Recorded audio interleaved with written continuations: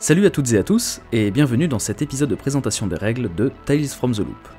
Ce jeu de rôle se déroule dans une version alternative des années 80, où la technologie avancée et des phénomènes étranges font partie du quotidien. Si vous êtes curieux de savoir comment ce jeu fonctionne, installez-vous bien. TFTL est un jeu de rôle où les joueurs incarnent des enfants ou des adolescents qui vivent près d'un immense accélérateur de particules surnommé le loop. Ce loop génère des anomalies et des phénomènes bizarres. Inspiré par des œuvres comme E.T. et Stranger Things, ce jeu capture l'ambiance de mystère et d'aventure propre aux années 80, tout en ajoutant un soupçon de science-fiction. Dans Tales from the Loop, chaque joueur incarne un enfant ou un adolescent. Le personnage est défini par des éléments comme son archétype d'enfant, ses compétences et ses motivations personnelles. L'archétype correspond à un stéréotype des années 80. Vous pouvez être un nerd, un rebelle, un bagarreur ou même un intello. Chaque archétype a des compétences et des capacités spécifiques.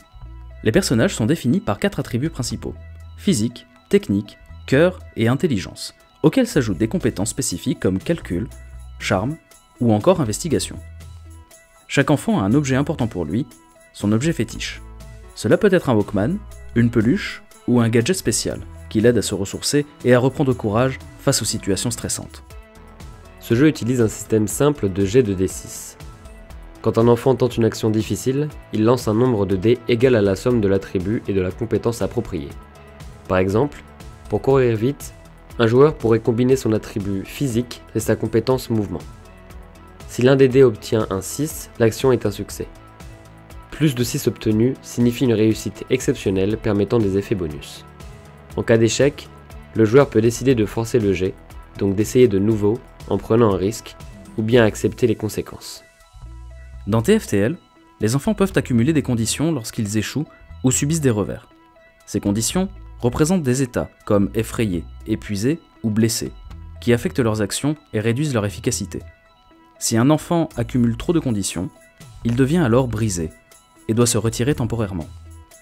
Cependant, il peut se rétablir en passant du temps avec son objet fétiche ou l'un de ses proches, ce qui le réconforte et lui redonne de l'énergie. Un aspect unique de Tales from the Loop est qu'il se concentre autant sur les enquêtes étranges que sur la vie quotidienne des enfants. Entre deux mystères, les joueurs doivent gérer l'école, la famille et leurs amitiés. Les scènes de vie quotidienne sont essentielles, car elles permettent aux personnages de se ressourcer et d'établir des liens plus forts. C'est ce mélange entre normalité et surnaturel qui rend le jeu particulièrement captivant. Et bien voilà, ce jeu vous transporte dans une version alternative des années 80 où les enfants sont les héros d'aventures pleines de mystères. Avec un système de règles accessible et une ambiance unique, il est parfait pour ceux qui veulent explorer un univers inspiré de la nostalgie et des récits fantastiques.